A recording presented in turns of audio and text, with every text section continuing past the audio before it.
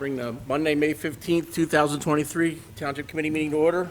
Please rise for the flag salute. Mr. Cheek. Pledge allegiance to the flag of the United States of America and to the republic for which it stands, one nation, under God, indivisible, with liberty and justice for all. Adequate notice of this meeting has been provided pursuant to the New Jersey Open Public Meetings Law by posting a notice of this meeting on the bulletin board in the municipal building, by faxing notice of this meeting to the press of Atlantic City and Star Ledger on January the 6th, 2023, and by publication in the press of Atlantic City and the Star Ledger on January the 9th, 2023. Mr. Cheek? Here. Mrs. Link? Here. Mr. Schenker? Here. Dr. Witherspoon? Here. Mayor Patali? Here. A moment of silence for private reflection.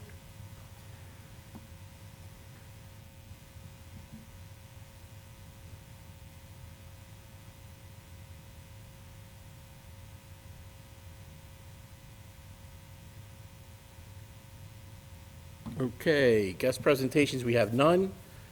Addition, deletion of late agenda items. We have 7D, resolution to approve change order for Public Works Pole Barn Concrete Slab, bid number 2022-02. Do I hear a motion? So moved. Second. Motion is second. All those in favor? Aye. Aye. Against? Ayes have it. Early public comment. We have Bruce Stry for 4C. Mr. Stride, good evening. 4C, resolution authorizing mayor to execute redevelopment agreement. It's a discussion. What's the significance? I mean, there's a lot, you talk about 4 bites at the apple where the public can have a chance to, and they're doing work on that property now, correct? Is this the one out on the Pike? I don't know if they are. Platinum. I don't They know. are, okay. So my, They're cleaning out the inside of the building. okay, so All right. That's Yeah. not being picked well, up. I guess my question, part of it is, since there's no agreement, okay, to go forward, explain this whole process. I'm still not clear. So the redevelopment agreement, and I see Emily is here. I can just answer that they own the property. All I ask is you got to come to a You mic. have to go to a microphone, please. I'll stand. Oh, she's going right there. Hi, Emily Givens, Redevelopment Council for the Township. Adam Siegel, who is with the redeveloper, is also here, but they own the property. And so the work that they're doing is outside the scope of the agreement with regard to cannabis and the retail operation. They can do whatever they want to the inside of the property, as long as they're doing work that doesn't require a permit. And so that's probably what the gentleman is seeing. So, and then we can talk about later. You know, And then I think that that the next discussion. question is, we're calling this a redevelopment agreement, but all cannabis has to be redevelopment agreements. Can you explain a little bit to Mr. Stry how that, Sure. So the redevelopment, just come to the mic. That's, you got to come to the mic. I guess the other question is, this is not a public hearing, but we're having a public hearing, is that, and it wasn't, I'm just trying to answer your questions. okay. Well, I still don't understand this whole redevelopment process, to be honest with you. We equate it to Egg Harbor Township. I'm sorry. If you look at the redevelopment plan in Egg Harbor Township, I just briefly looked at it, didn't study it, but there's 5 areas of redevelopment, so that they don't do the whole township. Things just crop up around here all the time. You don't know what's coming next.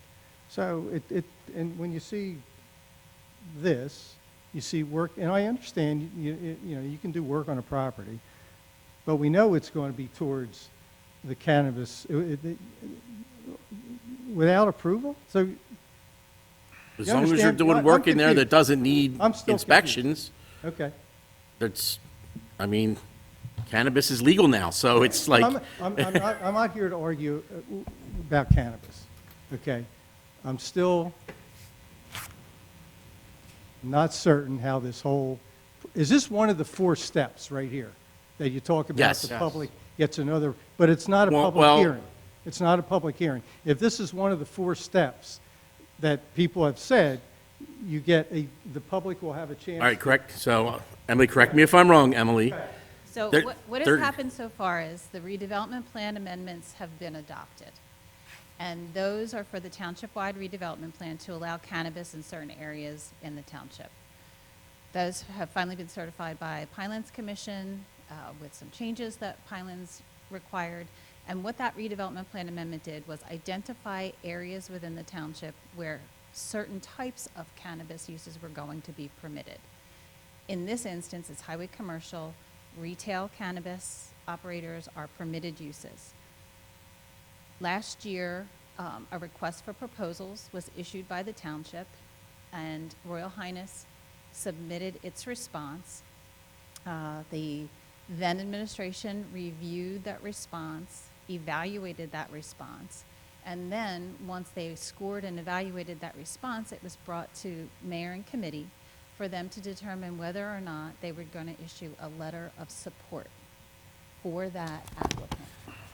That letter of support was issued based upon the results of that submission. It was done at a public meeting. Then after that, the zoning officer also issued a letter indicating that the property that was chosen, which is on the Blackhorse Pike, the one that you're talking about, was appropriate for the use based on the zoning. That is a permitted use in that zone. Didn't give them permission to operate. That came from Township Committee, or will come from Township Committee if they approve the redevelopment agreement. Earlier this year, a memorandum of understanding was entered into with Royal Highness, and that was to allow mayor and committee to fully vet the proposal and draft a redevelopment agreement, which is what's on the agenda for discussion tonight. And even though it's not a public hearing because it's a resolution and it does not require a public hearing, it's being done in public so that the public can understand and ask questions. So it is another step in the process. Some redevelopment projects might require a specific ordinance to be adopted specific to that project. This is not one of them. The ordinance that was adopted amending the redevelopment plan to allow cannabis in certain areas within the township is all that's required, because no bulk standards are being changed. They have to follow the highway commercial bulk standards. The only change that was required, and that was determined by mayor and committee when they voted in 2021 to allow cannabis uses, was that change to the redevelopment plan in order for us to be able to move forward with potential projects. Certain other projects may require additional steps to be followed because of the type of project that they are, but for this one, it does not require any additional ordinance or plan amendments. It only requires authorization of an agreement through a resolution. Does that make sense? It's complicated, and I understand that. I do, I understand that. Okay, so I want to, sorry, one next question. At the last meeting, there was an approval sent for the industrial park, okay, for retail. Retail is not, any kind of retail is not permitted in the industrial park. Okay, if you read the permitted uses, there's nothing that says anything about retail. General business is the closest thing, but nothing about retail. So okay, now help me out on that. At what meeting does a use variance that the public can voice their concerns and hear professionals on both sides, when does the public get to speak on the granting some kind of a use variance for the industrial park? So if in the industrial park, retail cannabis uses are permitted, that would have been done through the redevelopment plan amendment. And committee would and did submit that to the planning board for their review of that change to the zoning, so that when an applicant comes before the planning board, it is not a use variance because it has become a permitted use. And so that is why a use variance would not be required, because under the cannabis amendments, a determination was made that retail was appropriate in that setting, the industrial park setting.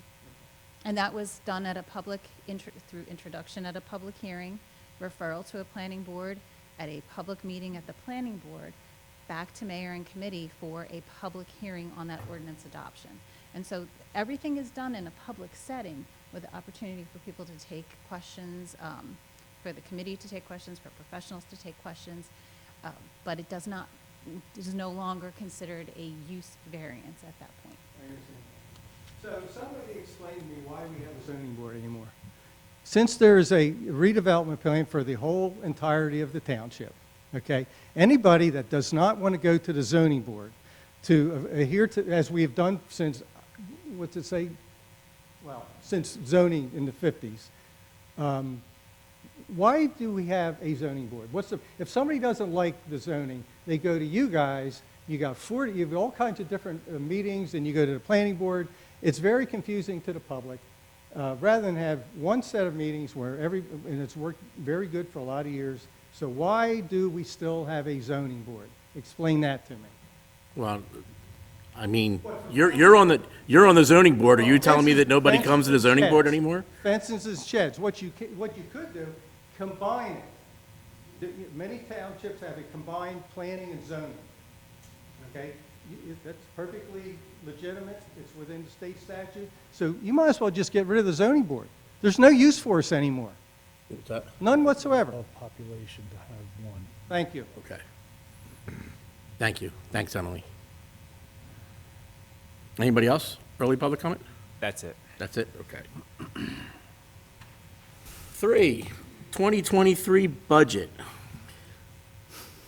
Need a resolution authorizing local examination of the 2023 municipal budget.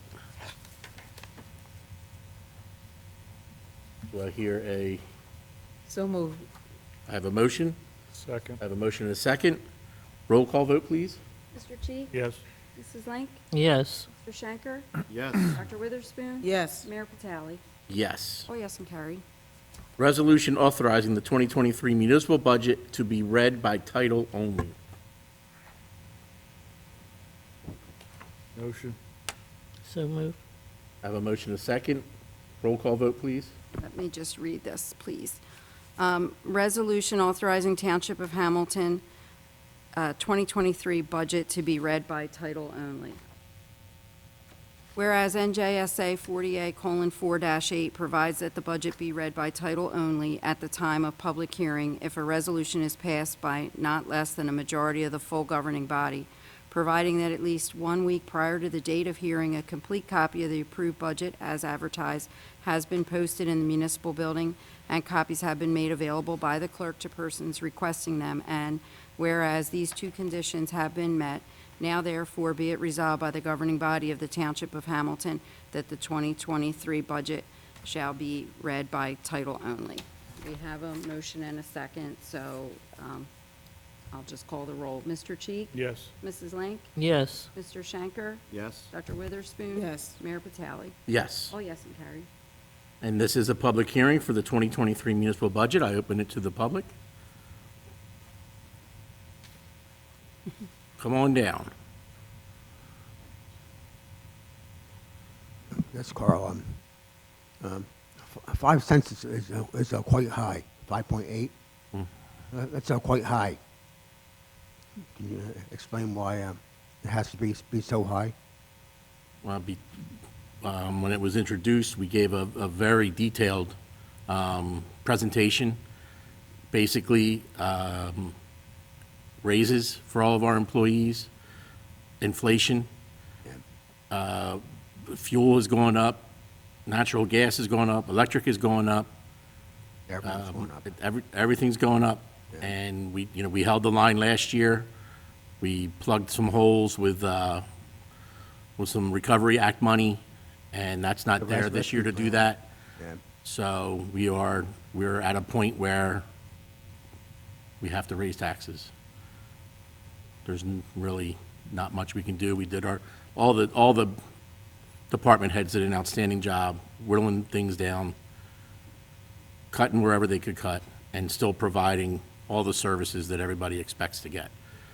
So that's where we're at. I'm not happy about it. I don't think anybody up here is happy about it, but it's reality. Anybody else from the public?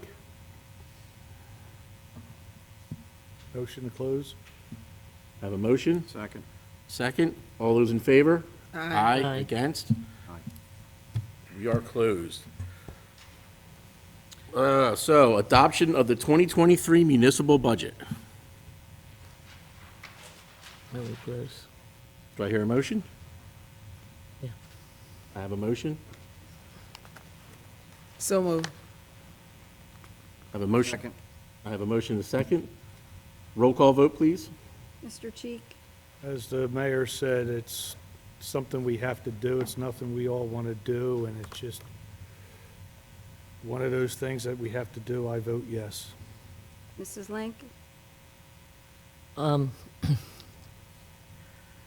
The increase is very necessary, and as we look at other budgets in other municipalities, ours is in the middle. There are many other municipalities that have gone up to 15 cents, 12 cents. And we've worked hard to make sure that we can live within this budget, and it was a very difficult thing to do. Cindy, I do congratulate you on all your efforts and working with us. And so therefore, I say yes. Mr. Schenker, First of all, I want everybody to understand how much was cut from our budget. It was a substantial amount. When this started out, the percentage that we were looking at was much, much higher than where we ended up. And it took a lot of work by a lot of people in an effort to, as the mayor said, give you the services that you're used to. We have a lot of things that have not gone our way in the past few years. There's a lot of projects out there that have not come to fruition because of COVID, and now we are suffering from the backlash of COVID. You see it in your houses. Everything's going up, and not by a little bit, by a lot. So this is not a fix by any means. There's some things in the budget that I personally wasn't happy, that I didn't see, and some of it was the pay-as-you-go, which we did put a small portion of that back, but it hadn't been there in prior years. It's something I think it's important we get back to. And I think, like I said before, this budget is a first step in the right direction. So with that, I'll vote yes. Dr. Witherspoon, Before I give my vote, which is going to be yes, I want to say I'm very thankful for all of the departments who made some sacrifices not to get some of the help that they needed. Hopefully next year, we'll be in a better position, and some of those jobs that need to be filled to help the staff, we'll be able to do that perhaps next year if we're in a better situation. So I was just thankful that everybody was willing to work with a slim staff in this department, in this township, because we want to be proficient, but we don't want to wear out the people that we have. And if you have if you need someone in the office and you only have one person doing the work, we're not really running proficiently. But I understand why it was done this way, so that we can meet the budget, because we didn't raise taxes for 2 years. And so now we're at this point. But hopefully on next year, we will be in a better situation. So if the departments need someone, they will be able to get the staff that they need in order to continue to run the township proficiently. And the other thing I wanted to say was, it was a great job working on the dam, and we did get the approval for $250,000 for the down payment. And so that was a big hurdle, so I want to say I was very happy about that. And we're moving in the right direction. None of us wanted to raise taxes, but we're at a place that we have no other alternative to do that in order to make sure that Hamilton Township is ran the way it should be run. So with that being said, I vote yes. Mayor Patali? Echo what everybody else says. Kudos to all the department heads and all the employees. They all know the predicament that we're in.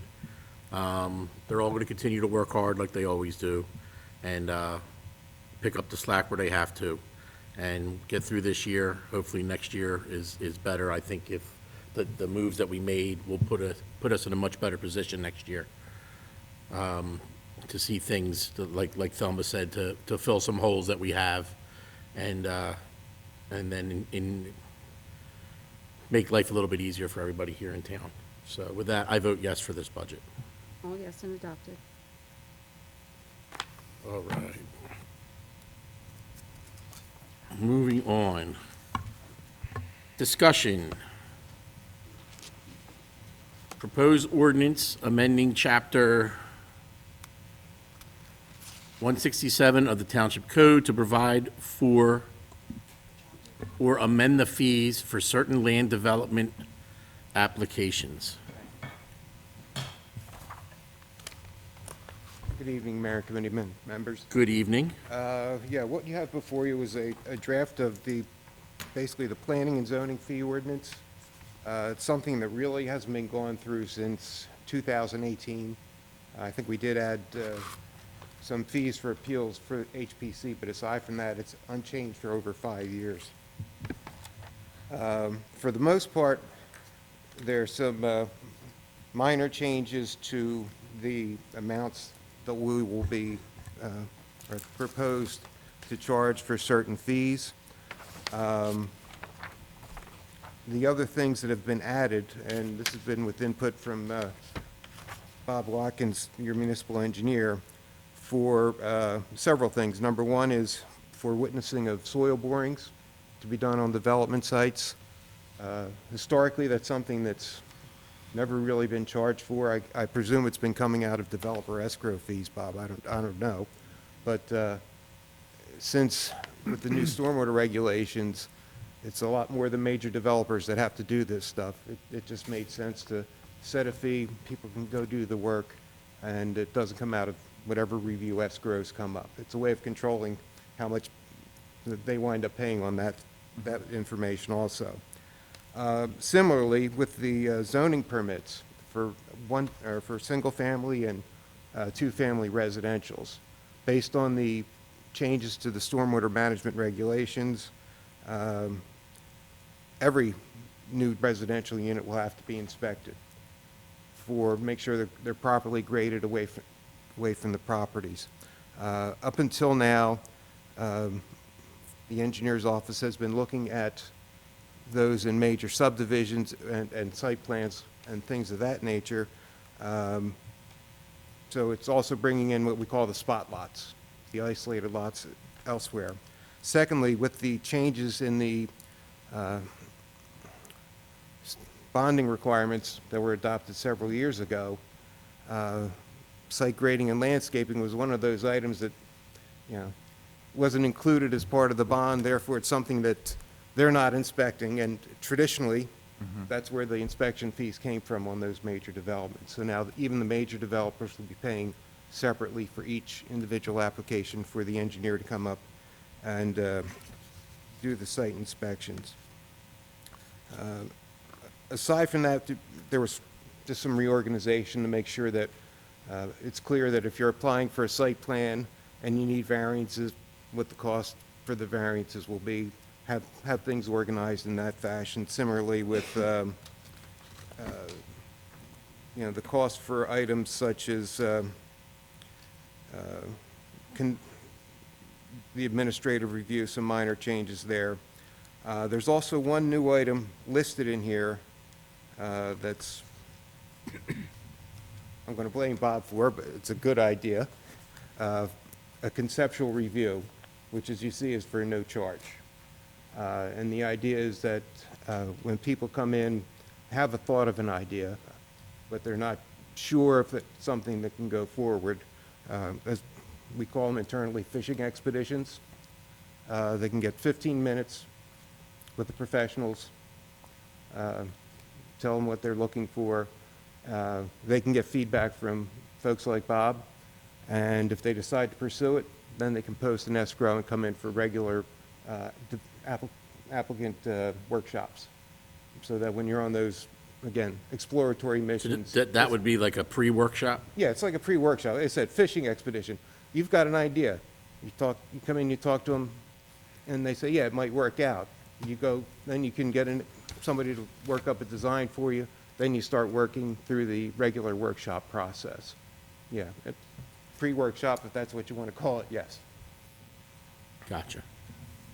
Understood. Anybody have any questions? This is Yeah, a discussion. so the board professionals that would do this board pre-workshop, is it for every area of concern, or? No, it would basically just be, the board planner and engineer would be there. It's a very, very preliminary. You're not going to have,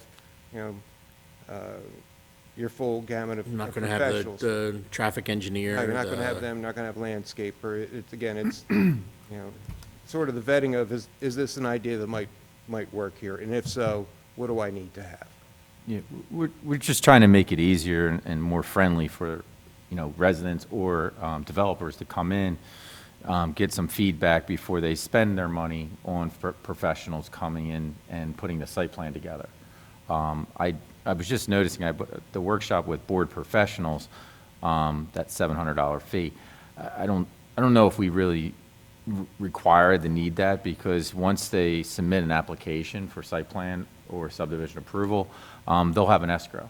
And if there's workshops prior to a site plan hearing, or they can be billed off of that escrow instead of having a separate one.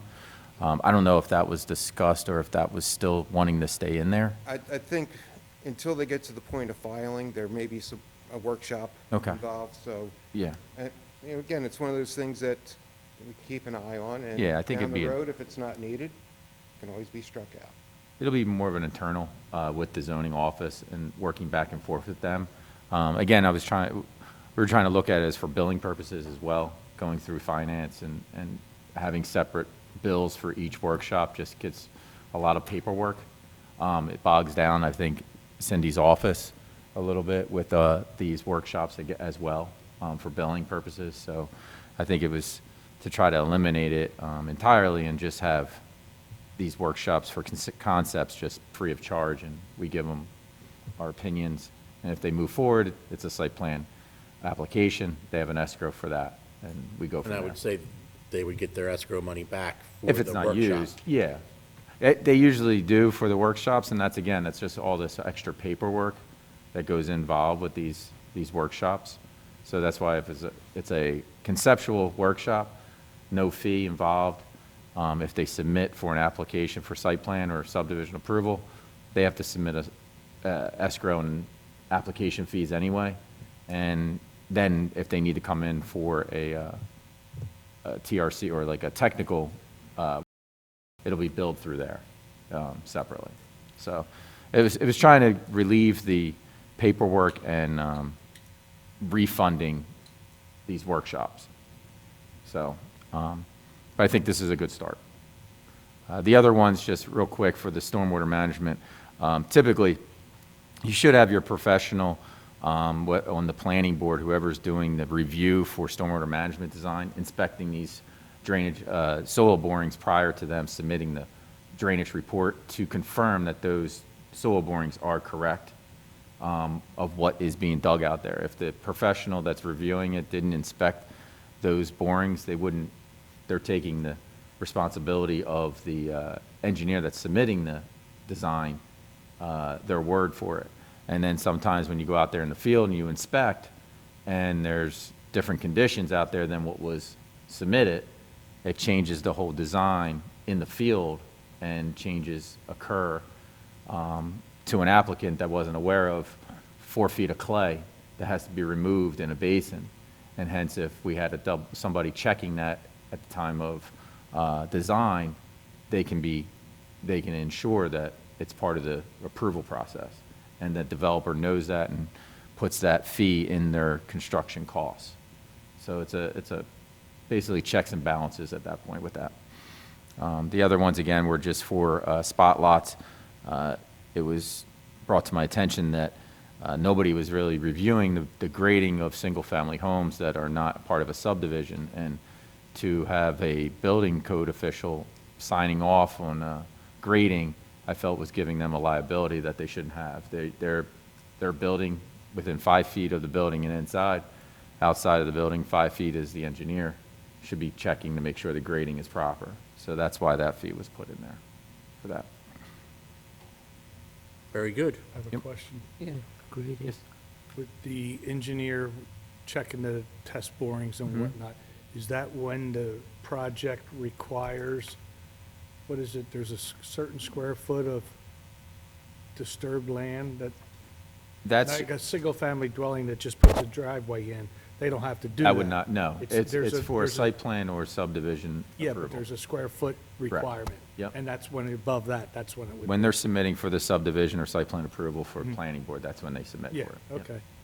Yeah, but if they put a driveway in and it drastically changes the runoff of their property, how come that is not inspected? No, so that's where that review fee is now. We are doing that. It's not a drainage soil boring review fee. There is a review fee for the zoning permits. So if they're putting in an increase of impervious coverage and they get approval for that, we would do the zoning permit review to make sure that the grading is proper for that. So if an impervious coverage variance is granted through the zoning board, the zoning board engineer checks that at that point. I would just, I had asked this question, and I do have an answer, but I would just like further for you to elaborate on the deduction of the extension approval. Yeah, that's for the extension of the approval specifically listed for site plans. Really just trying to be consistent, because on the page prior for this extension of approval for a major subdivision, you have the $1,500 review fee or escrow fee. Typically with the extension of approvals, that's really handled by the board members and the board solicitor. An extension of time does not go for review through the board professionals other than the solicitor, and that would provide sufficient funds for them to keep the board up to speed on the allowances and to work with them to provide their guidance to them and to develop the resolution for the project. Thank you. What happens when they go, for instance, we have the administrative fees and then the escrow fees? Is it often that we go beyond the escrow fees that are required? It really depends on the application that's been submitted. Some of the more difficult applications, yes, we do have to request additional escrow funds. A significant number of applications, though, there's a refund of money back to the applicant. So is this put in this ordinance that if you have to go beyond the escrow fees, that they'll be billed for the additional escrow fees?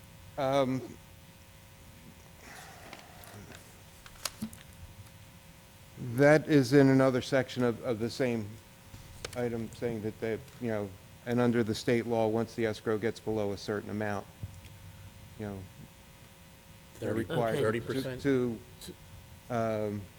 letters I sent think out, so. and they're required to re-up the amount so that it can be done. Otherwise, until it's replenished, the application is put on hold It is put on hold until they until it's, until it's replenish. brought. Sort of current. like the Easy Pass. Get Ex- $60. Except the developer can't pass go until You get the because it's ticket. not going to get to the board to say you can go. But, we just put it on hold until the funds are brought to the sufficient amount. The other question I have is the site plan review, at this point, when the applicant comes in and has this fantastic idea of what he wants, and the board planners and engineers say, well, you'll have a lot of problems, blah, blah, blah, or it sounds good, is this where we make a decision where it should go and continue on a site plan review with the planning board, or does that go to the redevelopment and rehabilitation? Do you redirect people? They could go either to redevelopment or continue in the normal fashion going through the site plan review? Well, first off, if it's a site plan review process, I mean, if it's a permitted use, it would just continue through the site plan review process. If someone comes in with a concept that's not a permitted use, Okay, clearly, they have the option of, and this, one of the things we're working on with the redevelopment review committee is to set the guidelines as far as, vetting to see, is this worth bringing the idea to township committee for a redevelopment designation or amendment to the redevelopment plan? It could be that in that process of either staff level review and discussions with committee, the decision is, we don't think it's worthwhile, but you're still free to apply for a use variance. And there's probably 3 or 4 points in the conceptual phase where if somebody has an idea, they can come in and talk to the administrator or myself, let's say. And I don't know about Brett, but I think I have a pretty good idea of what governing body is looking for and would consider something as far as if it's worth a redevelopment designation. And it may be we sit there and say, no, we don't quite think so, but, you still have the option of applying for a use variance. Or if the thought is, they may want to listen to this, then we would, contact and set them up for some form of informal presentation to the governing body. Because clearly, moving forward with redevelopment, whether or not it's a yay or nay, ultimately is your decision. And if you're not comfortable with it, we're not going to say, that's fine. so then you're saying that if what they presented with just a very beginning conceptual idea, and you feel as though it's not a permitted use, such as in zoning, okay, then it would go over to the redevelopment, or would Again, you, not necessarily automatically. or you would send it to the zoning I mean, board? the suggestion is it goes to the zoning board, yeah.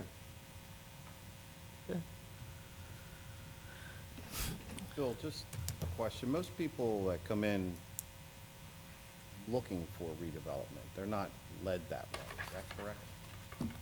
Yes. So most people who are looking at redevelopment already know the process, already understand it, Understand the process. and say, I'm looking for redevelopment. Right, and again, we get the Same phone, process. we right? get the phone call, and again, the thought is, again, we don't think it's something that you folks would be interested in. Right. It's like, Right. no, if you want to do it, Kind of vet them out. yeah, if you want to do it, you're free to do it. I just through- don't want through anybody getting the Sands. impression that you guys are leading people towards redevelopment. No. That's not No, how this is designed. Okay, thank you. So the people then are aware that we're offering redevelopment, and they come in and say, gee, I want my project under redevelopment. Is that what what happens? I think we're getting ahead of ourselves We're because kinda in the weeds. and I'm not trying to, we're having meetings right now to figure out how we're going to move forward with redevelopment, and how the procedure is, and until then, this right here has nothing to do with redevelopment. And Yeah, the but board, it's the here, board it's for- master plan amendment, zoning change, designation of redevelopment, or it's in this presentation, that's why I'm asking it. Yeah, those are applications. If they want to do an application to request for that, then they do that. But to come into a conceptual meeting with the board professionals, it's whether or not it's a principal-approved use that's in that zone, or if it's not a use. And if it's not permitted, it goes to the zoning board. If it is permitted, it goes to the site plan. If they want to specifically come in for a redevelopment application, then they follow that procedure and they go and apply for the application and put the escrow in there. Because the board professionals that are doing these conceptual meetings are not listed as doing the redevelopment portion of the, for the town, Right. correct? And Right. this is just the fee schedule. That's We're- correct. That's That's all all you this guys is. are looking at here, Yeah. is amending the fee schedule. Yeah, So it's amending the fee schedule for all these different things. yep. Yeah, I noticed there wasn't, well, it's, which one says 300 and then 2,000 when it's request for master plan? Right, those The are redevelopment, it separate says fees. 300 and then 2,000. Yeah, they're What separate does fees that and separate refer to? applications, correct? That's an application for them to request for a zone change or redevelopment or et cetera. That has nothing to do with the conceptual meetings with the board professionals.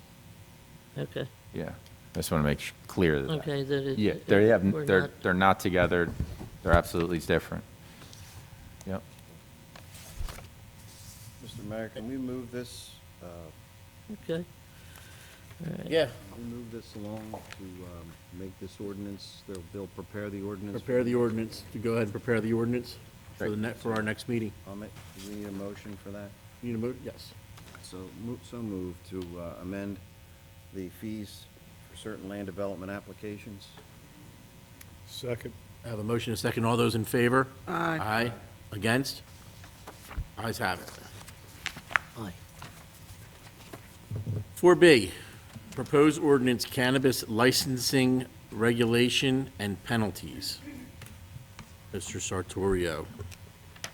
I got nothing. thank you, Mr. Mayor. One of the first things Brett tasked me with when I returned was to work on putting this together for committee, seeing as you'll be discussing later tonight, we're starting to get close to some of these facilities coming online. With the assistance of Emily's office, who provided a model ordinance that was in Galloway Township, and looking at others, I tried to put together a product that fits, thanks Brett, fits the way our township process is set up.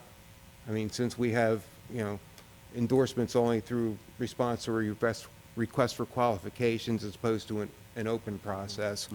And, there's very specific guidelines with that. And I just wanted to make sure that between what we have in our redevelopment ordinance and the RFQ process, the licensing ordinance flowed from those and was consistent with what's in there. The draft you have before you is the probably about the third or fourth blush of trying to pull that together. And this is by no means a final product. But we thought it was important for, at this time, since we're getting close, for you as a committee to see the product we've been working on,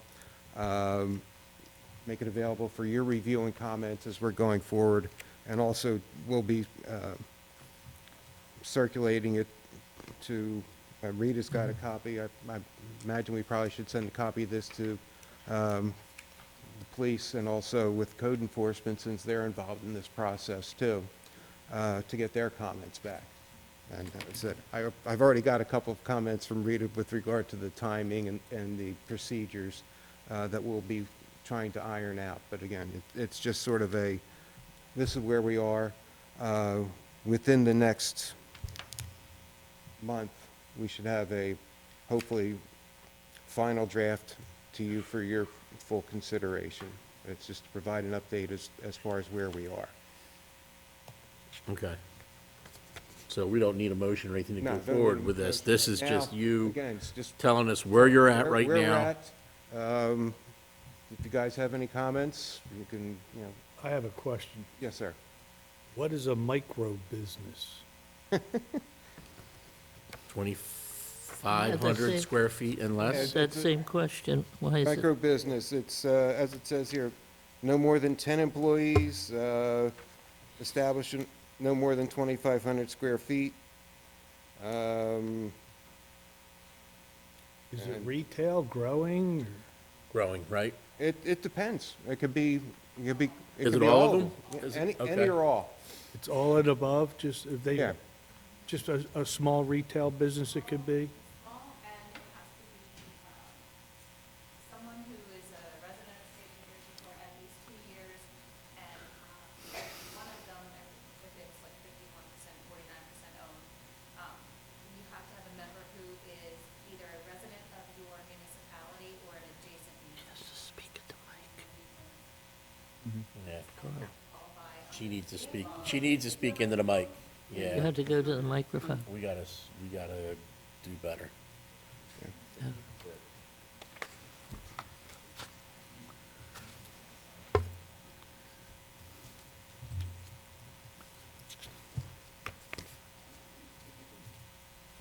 Micro businesses have their own category of requirements, as Phil was explaining. There are certain requirements on limits of employees to 10, square footage is 2,500 square feet, but it's for all categories of licenses, so all 6. Wholesale, distributor, retail, delivery services, cultivation. And so you also have to have a member of that ownership structure be a resident of the municipality within which they want to operate the micro business, or a resident of an adjacent municipality. So it would have to be either Hamilton Township or Folsom, or, another adjacent municipality in order for them to qualify for a micro business license through the Cannabis Regulatory Commission, and then as well through your local licensing procedure, which is another part of this process. Now, the 2,500 square feet and 10 employees, is that an industry standard? It is the It requirement is? for the Cannabis Regulatory Commission under the CREMA Act. Okay, so that's Yeah, so already it's under state the law. state requirements. Okay. I'm learning. I'm not smart enough to come up with that. Huh? I'm not smart enough to come up with that one. I figure you threw a dart at something.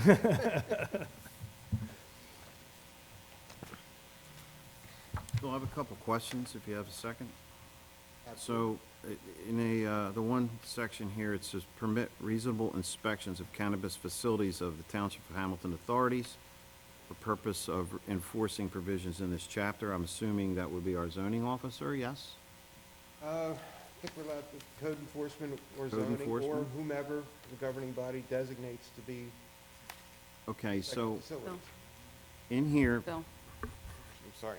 in here, when you talk about permitting reasonable inspections, shouldn't we have something in there that says that we're going to do inspections on a regular basis?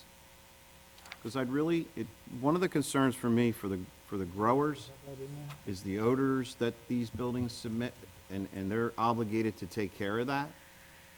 And I'd rather have our officer, code official, whoever is going to police this, find it before our public does.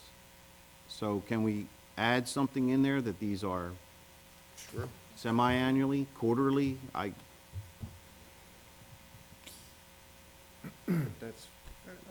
That's license holders. You know, it's for us to do you're talking about us. They have to do testing and monitoring. It's in here for them to do testing and monitoring periodically. Okay. At a time, and then give us the report They on give that. us reports? Yes. Would it be a good idea for us to witness this testing, or? Yeah, because I think now the redevelopment agreement starts saying stuff like that, correct? Yeah. And then fix it within a week and everything It does. Yeah, I The- saw that, The yeah. ordinance requires it, but in this draft, there is a section that says that the township shall have the power and authority to enter any cannabis facility at any time and have access to the testing records of such business for the purpose of ascertaining compliance with this chapter. And so you have the ability to request that they provide their odor testing results. There are certain, and just a comment that I had on this section when Phil shared it with me, is that there are two types of license holders that really don't have, will not have much odor at all because of the way the retail, because of the packaging, and delivery services, because they're taking a packaged item and delivering it, and they're really not going to be storing product on site. So those odor controls, you might want to consider not having those requirements imposed on the retail unless you get a complaint. I just from speaking with other operators who are working in the state, I've come to the conclusion based on conversation that they really don't have that same odor impact as would a cultivation, manufacturing, or distribution. So I just my want to, have preference that is thought, those maybe businesses. we can adjust that so that the retailers and the delivery services don't have that same heavy burden of doing all of that testing. Unless, of course, we find that the operation is such that's so different than what we're anticipating. So do we need to be more specific in this? Well, I think we just need to parse out the requirements for the four licenses, the 1 through 4, Okay. and do the testing for 1 through 4 and make that requirement and have them, rather than wait for us to go to them, I think we should have them submit their testing results, just send an email over to the code enforcement officer so that we can catalog and keep a list. They're protected because they make that, they do those tests and they keep their records. But then the township also has those in case they get a complaint from someone. You'll be able to easily look at your records and say, they reported yesterday and this was the test result. And then, you'll be able to respond to a resident much faster if those results that are taken are immediately transmitted, rather than waiting for you to go in and ask for them at some point. So I think that I would recommend that change, and I would recommend that retailers and delivery services don't have quite so onerous a requirement for the odor. Okay. I just want to make sure it's out there. It's not public session yet? I think that going back to spot checking and going to the place of where they're selling cannabis is much more effective than looking at their results. Sometimes results are not really results. And I was in New York the other day, and there was a fire inspector that was come individually to the Hilton Hotel and wanted to see on spot their requirements and whether they are meeting their requirements. So I think it should be a spontaneous thing, let them know a little bit in advance, but I think this is very important. How about the people who buy their marijuana at a retailer and then go outside and smoke right there on the premises? Is that allowed? No. No, It's against the law. Okay, so Absolutely that's not. not allowed. But who enforces that? that's up to the property owner to enforce. And that's, Police if you look at department. the enforcement and penalty section, it's very clear, you know, consumption. And actually, I think an early draft of this, and it may still be in there, you know, smoking of any kind on the property, except for like for a designated employee break area, just take out the cigarette if they smoke, is prohibited. So that, But not the marijuana but stuff. no, it's clearly not. I also believe, Mrs. Link, that the Cannabis Regulatory Commission does not allow consumption on premises. They are considering lounges to allow on-site City. consumption, but that is not this. And you would have to adopt an ordinance that would allow such uses, and you know, Okay. that's not what we're talking about here. Okay. So no action is needed with this, correct? No. Thank you, Phil. So, Keep working. as you review, if you have comments, let me know. Thank you. Absolutely, thank you. 4C,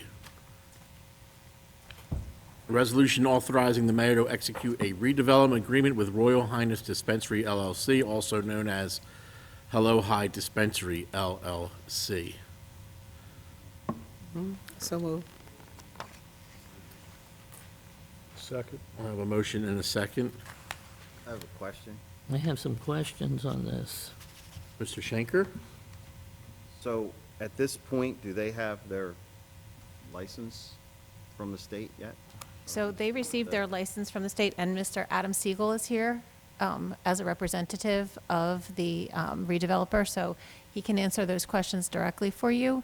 But they received a letter from the Cannabis Regulatory Commission October of last year, giving them, I want to make sure I say the right thing.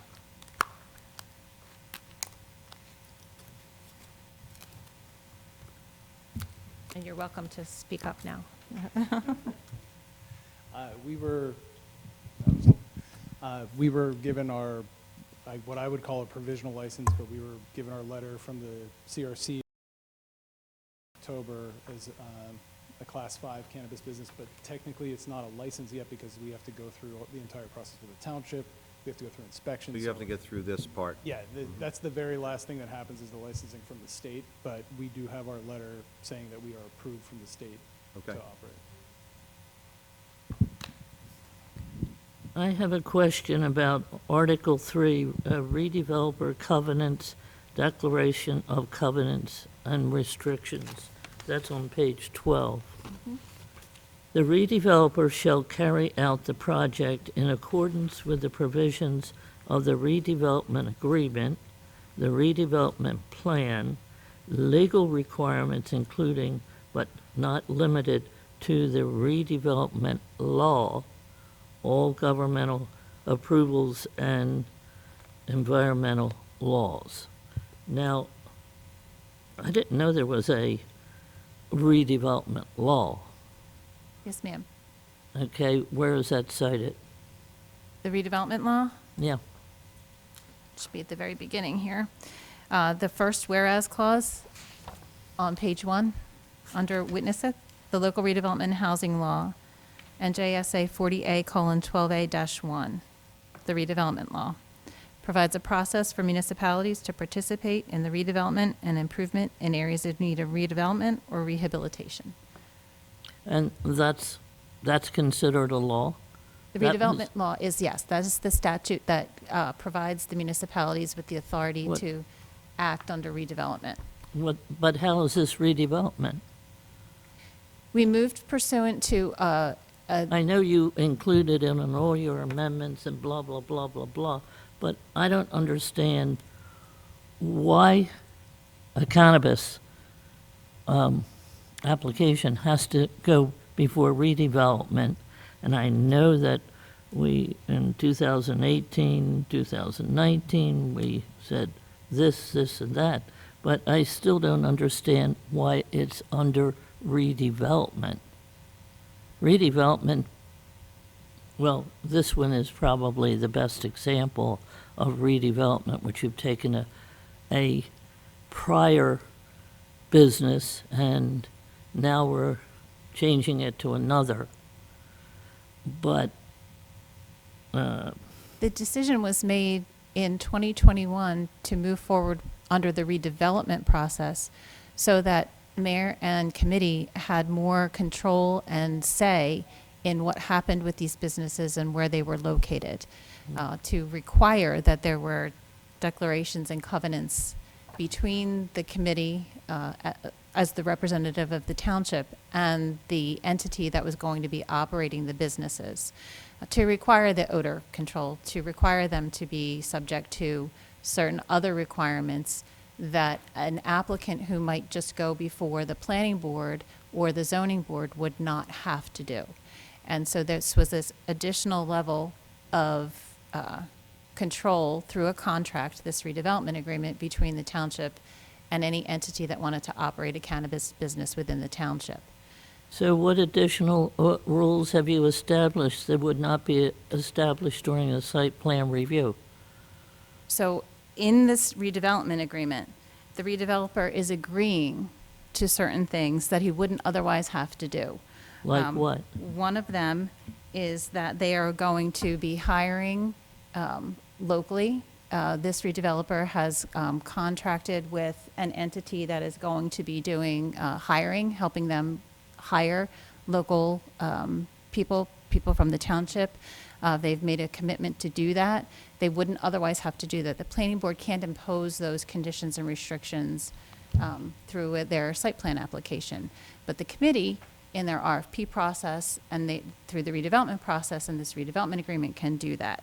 One of the other things in this redevelopment agreement is that the applicant, redeveloper, has acknowledged that they will, if they were to transfer ownership of the business, there are certain permitted transfers where they just need to provide you notice, but there are other types of transfers of the ownership that they'd have to get your permission before they did the transfer, so that you're fully aware of who owns the project, who owns the property, who's operating the business, that you don't get that under a general, but when someone comes in and they want to sell their business, they don't necessarily have to speak to you and ask you for permission. The type of business that this is, that it's so new to the township and that it is something that the committee felt very strongly about going through redevelopment, this is one of those things that is required, that they have to notify you as a permitted transfer. One of those permitted transfers, by the way, and the reason why it's Royal Highness and then also known as Hello High Dispensary is there is an entity in California that has the same name as Mr. Siegel's business. And they were notified late in the process. And so they are likely going to have to change their name to Hello High Dispensary. The ownership structure of Hello High Dispensary is identical to that for Royal Highness. And so one of the permitted transfers in here, they have to notify you, is if it's transferred to the an ownership structure that is identical to Royal Highness. And that's the intention for that one. But they do have to notify you, otherwise they wouldn't have to do that without the redevelopment agreement. Another is that they can't transfer the license to another location without notifying you and getting your permission, actually, if they're going to, if their business fails and they have to close. Different. But if they want to continue their business and they want to transfer the location because they're doing so well, but they need more space, they have the ability to do that, but they need to consult with you in order to do that. So those are things that are part of the redevelopment process that wouldn't otherwise be part of the process for the township. So those are the benefits with this, the redevelopment agreement and the redevelopment process in regards to the cannabis it's a conditional permitted use, and they have to meet the conditions that are in your ordinance. And one of those conditions is to enter into this agreement. And the terms and the business terms of this agreement are something that we have negotiated with the help of your administrator and Mr. Sartorio, and with the applicant itself. Well, what if he decided he wanted to put an addition on and it was not a permitted use? Well, it is a permitted use in this zone. And if he wants to put an Well, I addition on. know it's permitted, but for instance, it only goes so far back, that permitted use, the highway commercial. It doesn't go all the way back. So if he had split Definitely. zoning, then he has options where he could come back to the committee and make a presentation. And as Mr. Watkins explained, it would be, he'd have to submit an application, a request for redevelopment zone or a request for rezoning.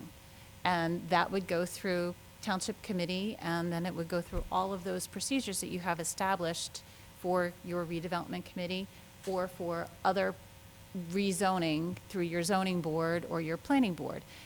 It's not necessarily an automatic okay for them. They would have to go through the process with the township. Well, like Bruce pointed out, in the industrial business park, retail is not allowed, but how did we get to retail being allowed? Through that ordinance that you adopted in 2021, allowing for retail cannabis licenses in the industrial business park. Right. Okay, okay, so was it, in the industrial park, wasn't it more for cultivation? It was for all of the licenses, Oh, all six. Well, I'm sorry, I didn't understand. I did not think the industrial park would be an appropriate place to have retail. This resolution, so I'll just make sure I'm clear, it's just basically, the mayor is going to sign the agreement on what was already approved. It's all of the terms that are in the redevelopment agreement. Right, in the redevelopment agreement. Yes. Yeah, but according to this, and I read it, it's, we already approved, well, before I was here, it was already So approved. the uses were already approved. Approved. The location where this is in highway commercial, that was already approved. But the Right. business terms, then the ones that I've just explained to committee, with regard to the transfers and not being able to just transfer without permission, Right. And those things, that is all contained within this agreement. That's not contained in the ordinance. And that's why we are entering into the redevelopment agreement, because there are certain things in here that are outside of The ordinance. allowing a particular use.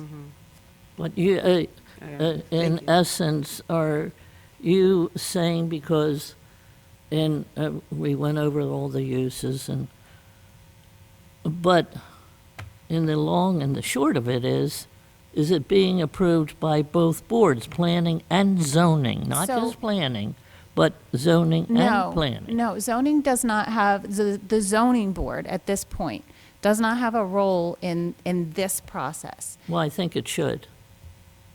Under the law, under the redevelopment law, Well, maybe we everything should goes through amend the- it. I don't everything know. goes through the planning board. The planning board did a master plan consistency review. Well, And the planning board will see the application that the redeveloper makes with regard to its site, whether they get a site plan waiver or they get a site plan approval. They have to make application to the planning board if the zoning officer feels as though they need that approval, they need that review. So well, I'm they just will- looking back at Trophy Park, and you guys said, oh, I didn't really know it was R5 and it was okay. You know, when they began that redevelopment, and you said, well, I don't look into zoning when I look in redevelopment. Ma'am, I would not say that. I don't believe I said that. You did. So, I want our zoning to be protected in all cases. And this is what I'm most concerned about.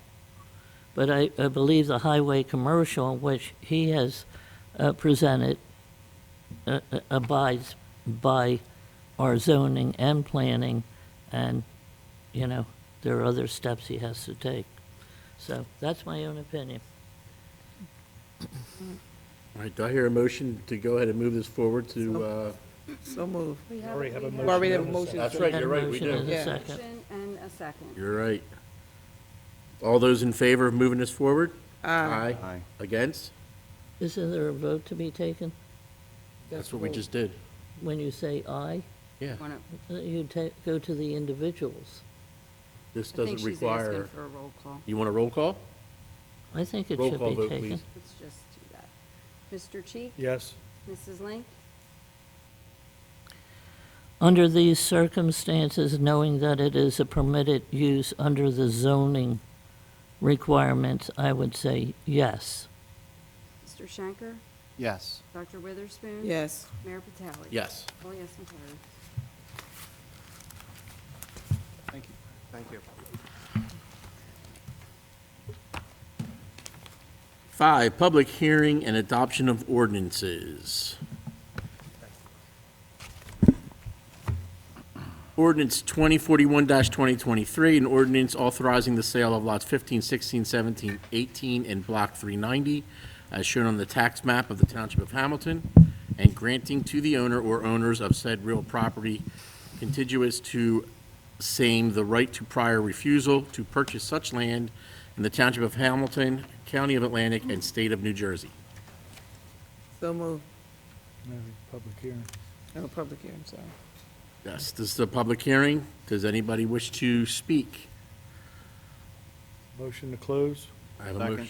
motion and a second to close. All those in favor? Aye. Against? Ayes have it. Do I hear a motion moving? So move. Second. Second, We have a motion and a second.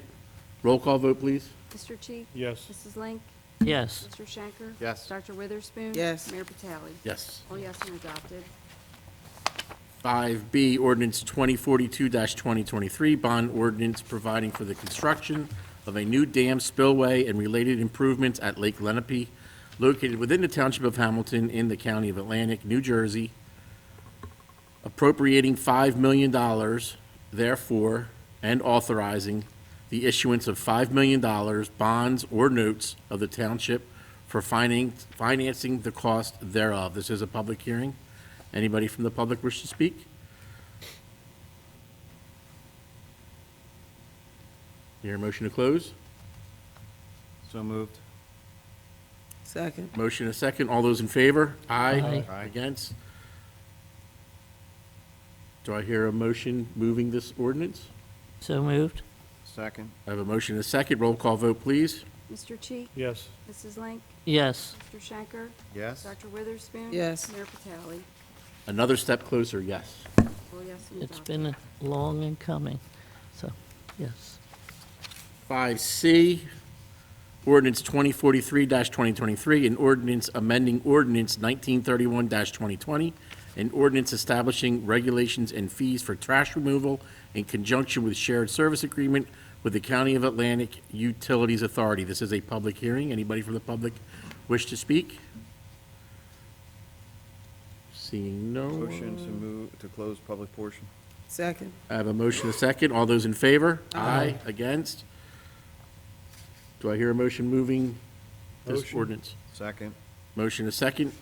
Roll call vote, please. Mr. Cheek? Yes. Mrs. Link? Yes, Mr. Shanker? Yes. Dr. Witherspoon? Yes. Mayor Patali? Yes. Oh, yes, and adopted. 5D, ordinance 2044-2023, an ordinance amending Exhibit A, Section 1 of Chapter 66 of the Code of the Township of Hamilton, providing for a CDL trainer. This is a public hearing. Anybody from the public wish to speak? Seeing no one. Motion to close the public session. Second. I have a motion and a second. All those in favor? Aye. Against? Do I hear a motion moving this so ordinance? moved, Second. Motion a second. Roll call vote, please. Mr. Cheek? Yes. Mrs. Link? yes. Mr. Shanker? Yes. Dr. Witherspoon? Yes. Mayor Patali? Yes. Oh, yes, and adopted. 6A, introduction of ordinance 2045-2023, an ordinance of the Township Committee of the Township of Hamilton in the County of Atlantic, State of New Jersey, regarding requirement for inspection of lead-based paint in certain residential dwellings.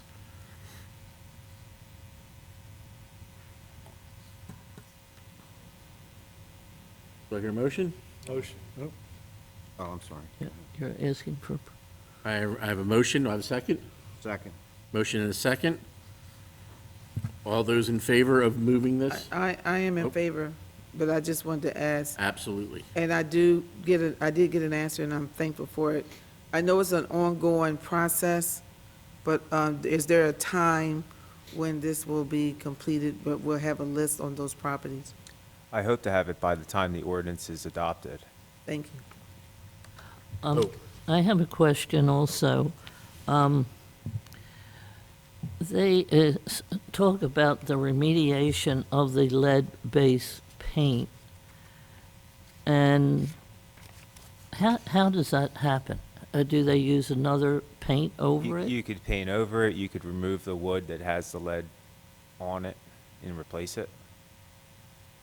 But most people will just paint over it. Just paint over it with certain kinds of paint? Mhm.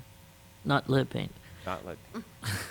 Okay, I just was wondering whether a coat of regular paint would do it. I would think from 78, they've already painted. Okay. I have a motion and a second. All those in favor? Aye. Against? Ayes have it. 7A, approved proposal 8041 from Spark Contractors in the amount of $97,179.22. It's a state contract A42263 for the shutdown and removal of the fuel tanks at the Public Works facility. motion. I have a motion. Second. I have a second. Roll call vote, please. It's Mr. a Chief? question, Oops, I'm sorry. question. Go ahead. Hey, this is, I did put in this answer, and I do have it. I just wanted to be clear on this, because there's going to be some other additional fees, Yes. perhaps. There will be additional fees for contamination cleanup, excavation, hauling, disposal, and soil replacement. And that's not a part of the $500,000. No, that is covered under that. But we're gonna, There could be additional costs if they find, when they pull the tanks out, if they find contaminated, around where the fill pipes are. They have a unit price built into the project, so if and where directed. all right, and just for the record, how will we cover those costs in the event that there was additional fees? We have a bond ordinance in place for $500,000. This is, right now, you're approving the contract for 97, and the next one's for 231. So we're still within the $500,000 of the bond ordinance that you have.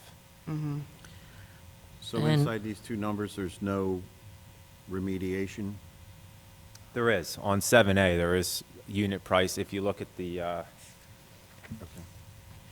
quote, under contamination and cleanup, they have a square yard price for hauling away contaminated soil at $158 a square yard, and then soil replacement at $120 a square yard.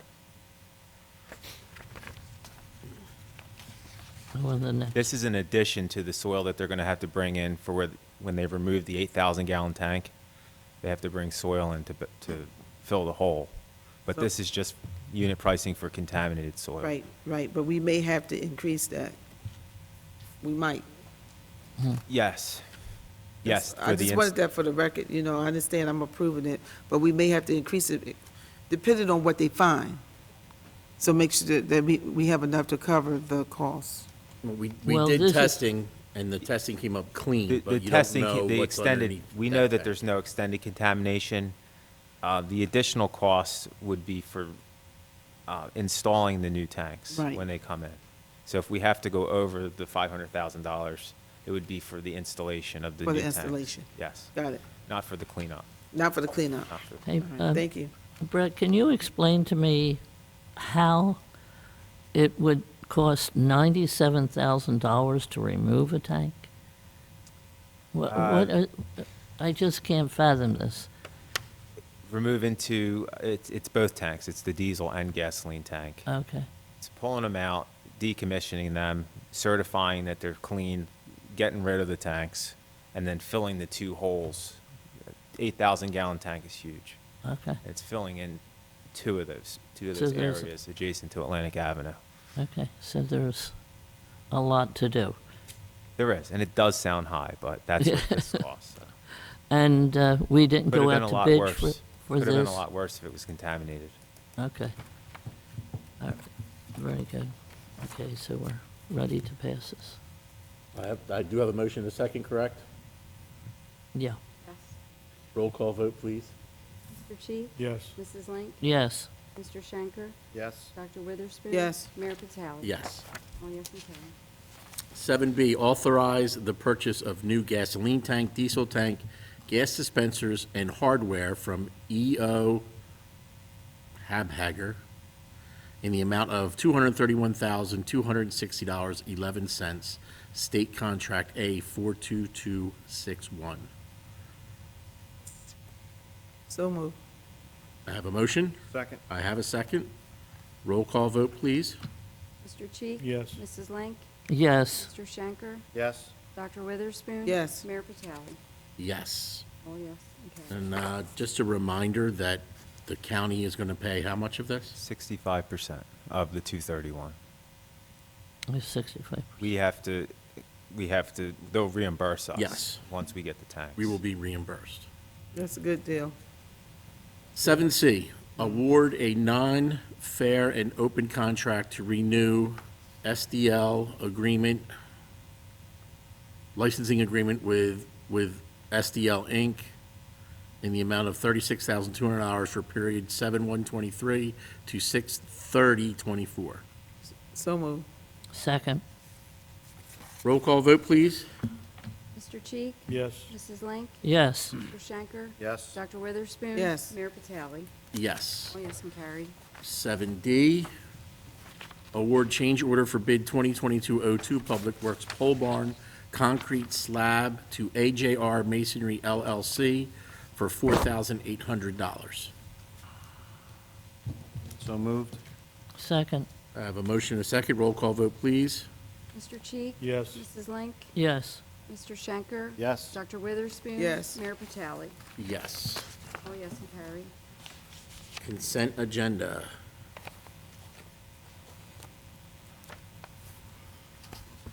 Do I hear a motion moving? So moved. Are you I mean, going what do you mean? A through I?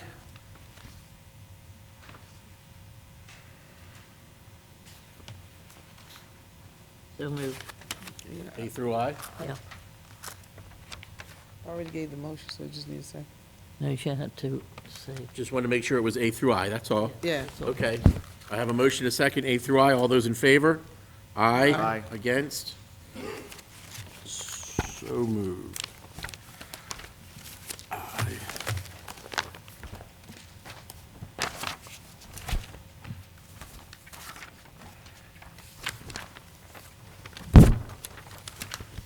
Nine, personnel, title change for Christina Lazitsky to finance assistant with no salary change. So moved. Second. Motion is second. Roll call vote, please. Mr. Chi? Yes. Mrs. Link? yes, Mr. Shanker? Yes. Dr. Witherspoon? Yes. Mayor Patali? Yes. All yes and carried. Resolution to appoint James Jensen from Equipment Operator Level 1 to Equipment Operator 2, effective 4/4/2023. So moved. Second. Motion and a second. Roll call vote, please. Mr. Chi? Yes. Mrs. Link? yes, Mr. Shanker? Yes. Dr. Witherspoon? Yes. Mayor Patali? Yes. All yes and carried. Resolution to appoint Cale Aiken for Cove Staff 2023 season, June 17th through September 4th, 2023. So moved. second, Motion a second. Roll call vote, please. Mr. Chi? Yes. Mrs. Link? yes, Mr. Shanker? Yes. Dr. Witherspoon? Yes. Mayor Patali? Yes. All yes. I'm sorry, resolution to appoint John, how do you say that? Forgione? Yeah. As a full-time regular laborer at $35,695.84 annually, effective date to be determined, employment contingent upon successful completion of physical, drug screen, and background check. So moved. Second. Motion is second. Roll call vote, please. Mr. Cheek? Yes. Mrs. Link? yes, Mr. Schenker? Yes. Dr. Witherspoon? Yes. Mayor Patali? Yes. Carried. Approvals. Minutes, regular meeting minutes of May 1st, 2023. So moved. A second. I have a motion and a second. All those in favor? Aye. Against? Ayes have it. Minutes, executive session meeting minutes, May 1st, 2023. So moved. so moved, I have a motion and a second. Can I have a roll call vote, please? Mr. Cheek? Yes. Mrs. Link? yes, Mr. Schenker? Yes. Dr. Witherspoon? Yes. Mayor Patali? Yes.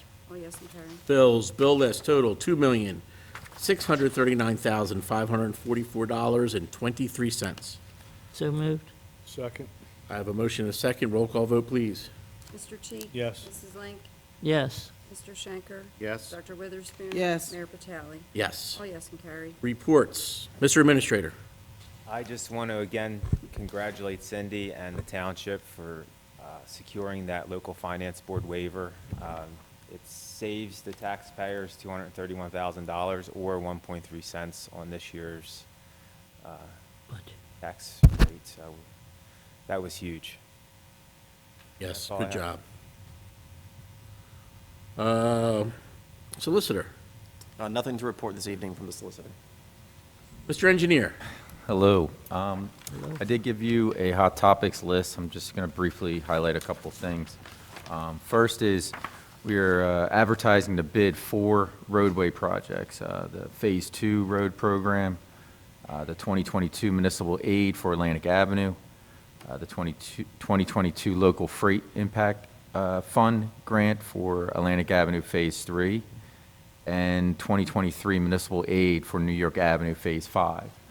They will be all advertised May 18th, and bids will be opened on June 9th, and hopefully be awarded within 60 days.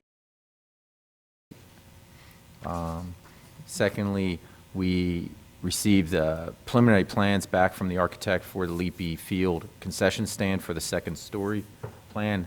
We approved them to move forward with a couple conditions, and we hope to have those architect plans finalized by the end of the month, and then move forward to rebidding the concession stand and also the paved parking area.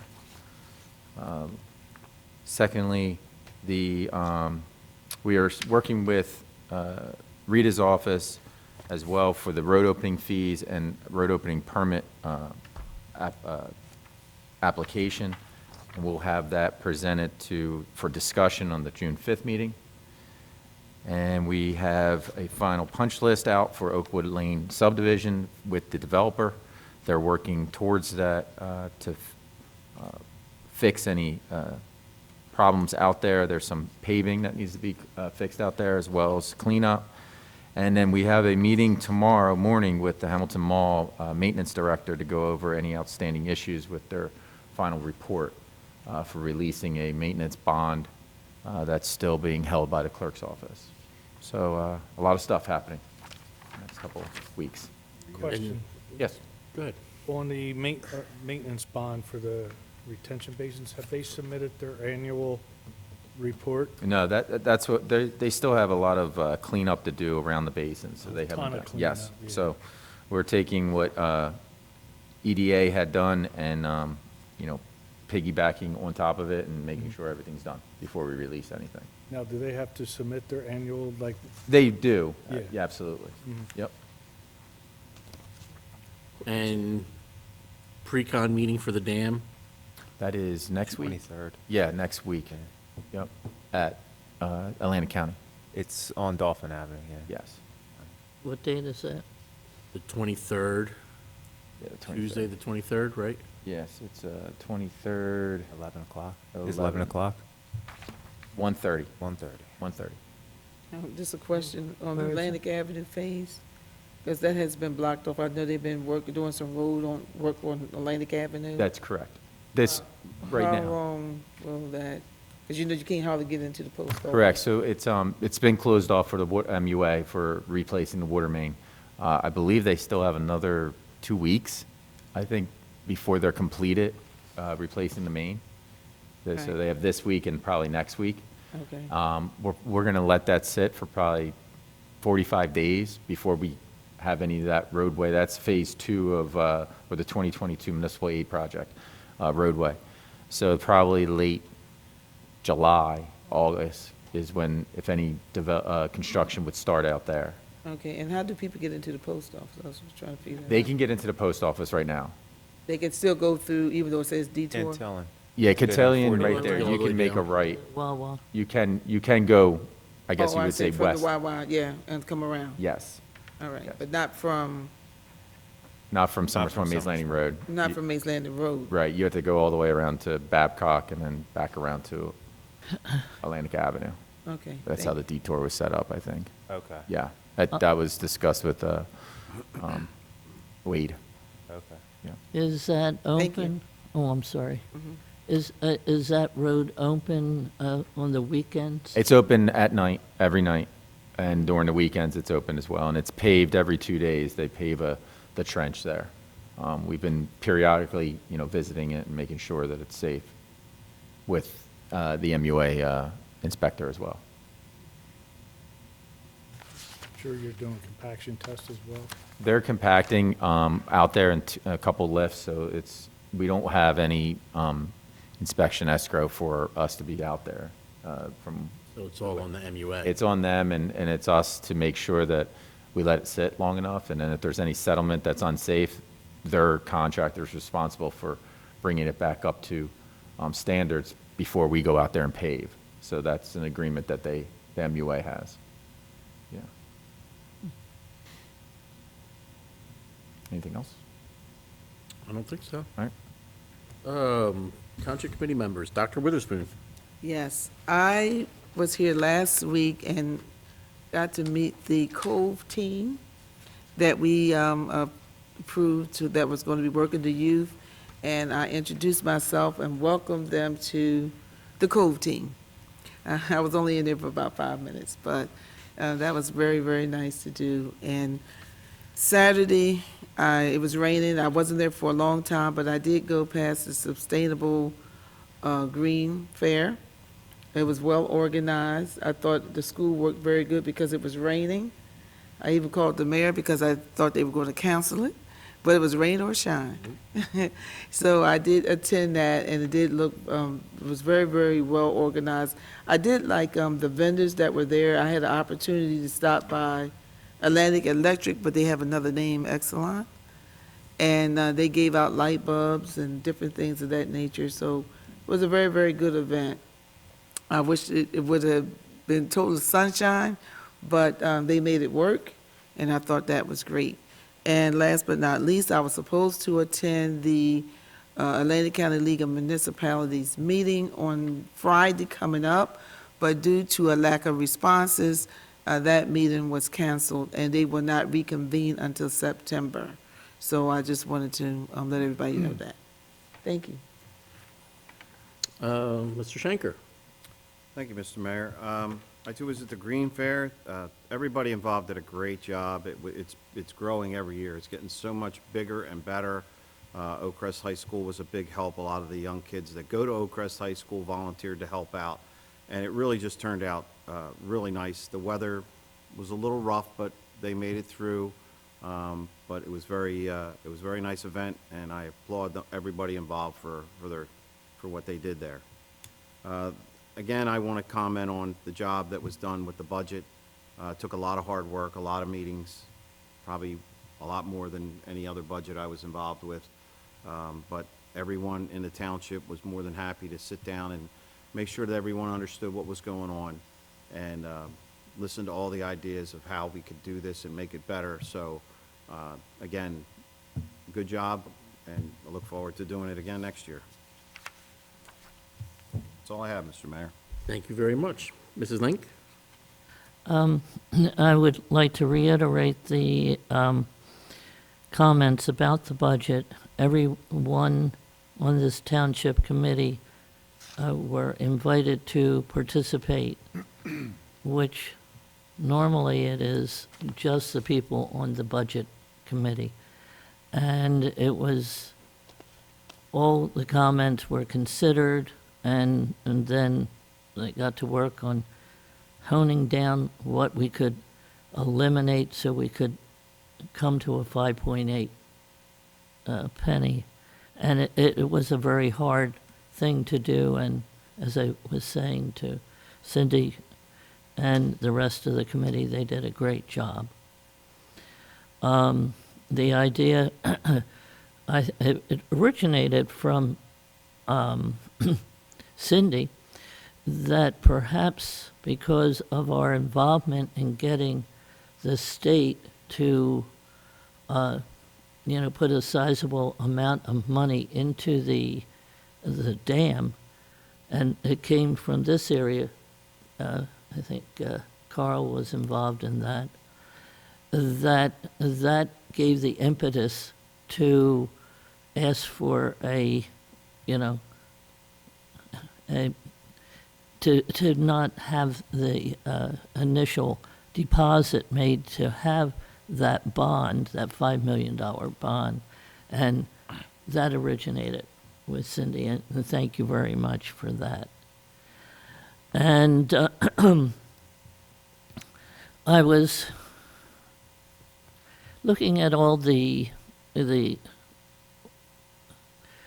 foliage that is now appearing in our, which sometimes looks desolate woods, and it really now looks really nice. But a little bit further than that, we are all in the pine lands. And this is something that if you go canoeing down the Great Egg Harbor River, you can see for yourself the diversity of trees, plants, vegetation, the animals that exist there, the turtles that just miss you. If you're trying to get a turtle, you will never get one there. But there's a lot of area. There's over 1 million acres that is part of the pine lands. And when I was studying biology at Ursinus, we were talking about the pine land, the pine barrens is an area that has been virtually unchanged because of its nature, its sandy soil, and this has been going on for thousands of years. It just doesn't change or go through an ecological succession as many other areas of our United States has gone. And it's a very much a treasure that we have here in New Jersey, southern New Jersey. And I wanted to encourage people to take some time and go hiking through some of the areas that are developed for exploring the pine lands. Warden State Park, Batstow, our very own,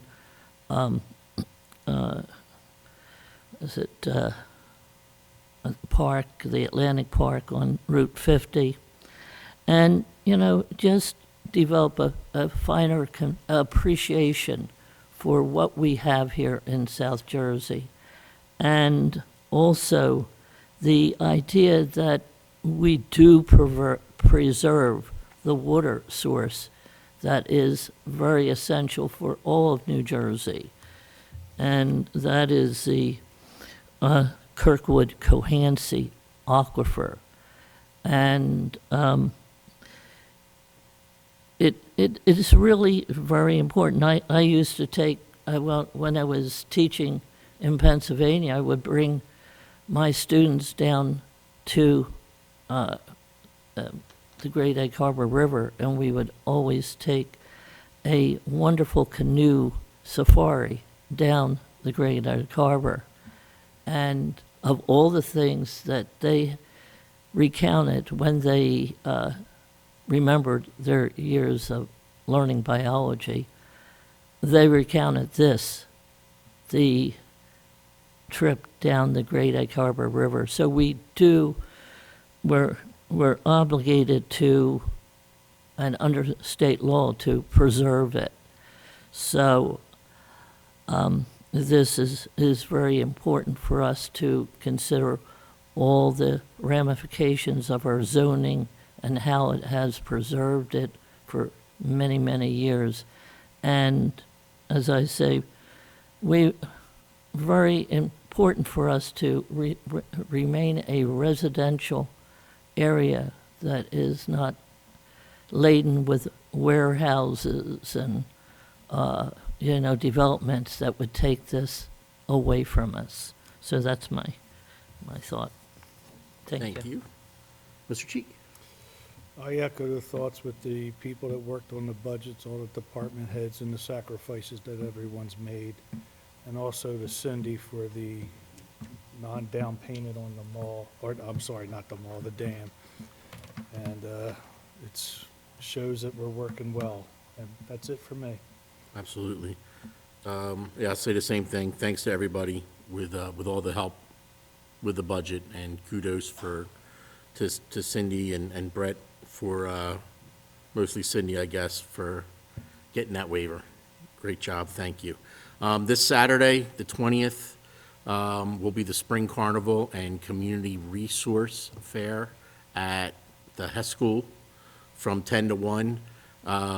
Lots of resources there. There's lots of games, lots of things to do for the kids. I went last year. I believe the weather wasn't very good, and it was very crowded, and as crowded as it was still very well run. So head on down there, check things out. You'll meet all the teachers, the administrators, and there's all kinds of resources there. So stop down there 10 to 1. On June 10th, there will be a funeral for Mr. Harry Hartman. Harry Hartman lost his life in Korea, and they just now were able to identify his remains. And he's from Mays Landing, so he'll be coming home on June 10th. Earlier today, I tried to pull up everything, the whole rundown of what's going to happen. It's a Saturday, but I couldn't get it to come up, and I didn't check again. So the next meeting, I'll have more information. I'm sure we'll probably put I don't want to call it a nixle. What's it called? Regroup. Sorry. Send out something on regroup. But I mean, that's a pretty big deal to bring him home. Closure for his family, for the Hartman family. They're still in town here. They're all here, and that's going to be a solemn day, but a good day for that family. Once again, I'm talking about the dam. It's just one step closer.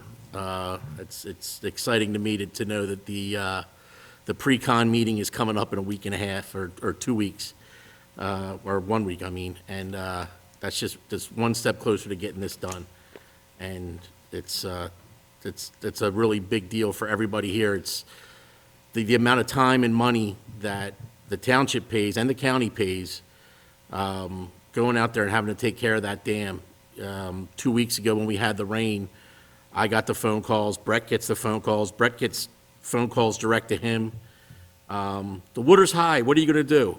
And then this summer, if we don't get any water, if we don't get any rain, he's going to be getting the phone calls. The water's low. What are you going to do? I don't know. We'll try to stop the water from getting through the dam. So it's going to be nice to have that repaired and take all the burden off of the township, because Public Works is responsible for the level of the lake until South State takes over, and then they will be responsible. So it'll be a big burden off of the township, off of Brett. And that's really all I have to say. Maddie, miss you, love you, hope to see you soon. Reagan, I'll see you later. So open up to the public.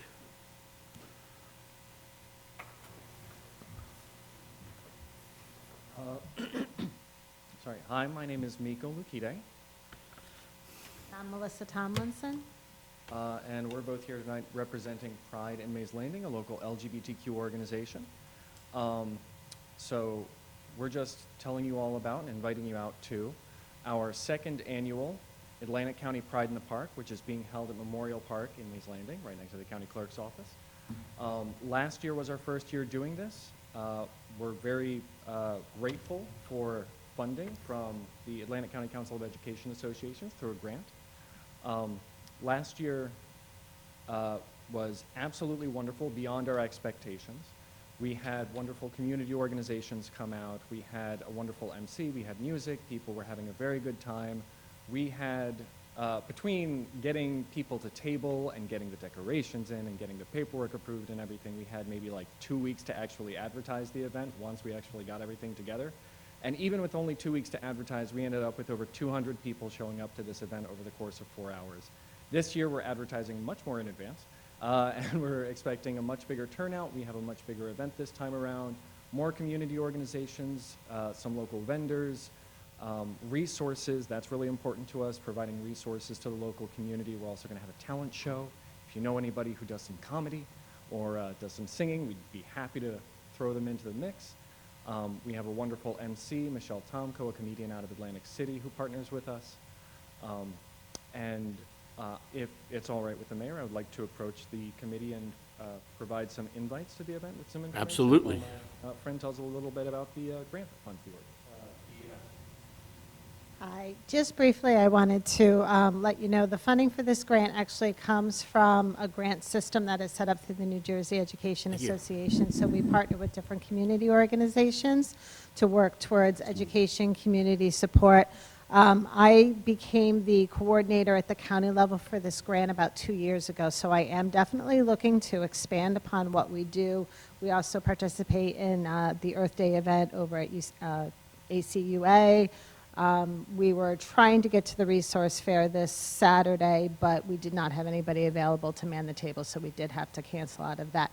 But if there's other opportunities that the community, because this is the county seat and also because it's my town, so I kind of favor it here, where you're interested in partnering with the educators on something, please feel free to reach out to me. You can find us on the website, Atlantic County Council of Education Associations. Thank you. And we would also, like I said, love to invite all of you and anyone from the audience tonight out to the event. The information, it is June 3rd at the Memorial Park, right next to the county clerk's office. It is from 11 a.m. to 3 p.m. If you show up early enough, you can get one of our wonderful t-shirts for the event.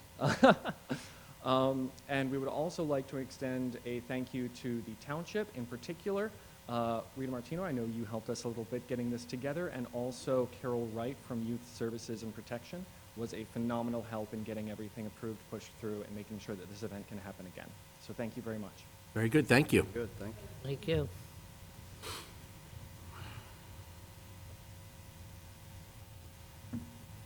Hi, my name is Marita Gerdaki.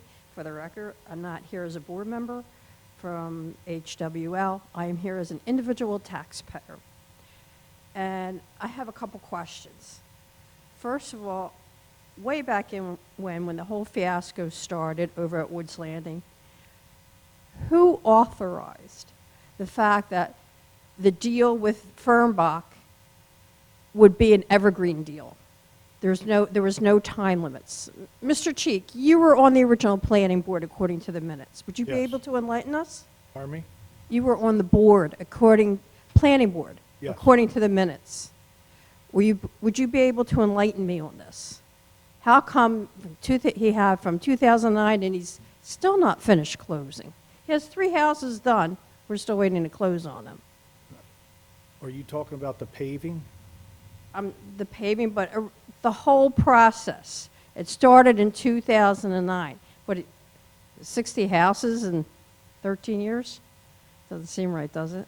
Well, it was a percentage of, oh, I'm sorry. Are you familiar with this at all? I'm not. I'm sorry to Okay. say. It was a percentage, once a certain percentage was completed, then the paving and whatnot was supposed to be completed. And from what I understand, are they gearing up now to complete the paving? Well, as I remember, That's what I was told. Mrs. Link had held them to a time frame. She was the first person to hold Fernmore to a time frame of the end of spring, which technically is what, June 21st? Well, now we were told maybe the end of summer, maybe in fall. And also, as far as the engineers, how much authority do they have to alter any site plans? Any agreements between the association and Firmware to alter the site plans without administrative approval? That would be a question for Mr. Smith, For I Bob believe. Smith. Yes. Not myself, I'm sorry. Okay.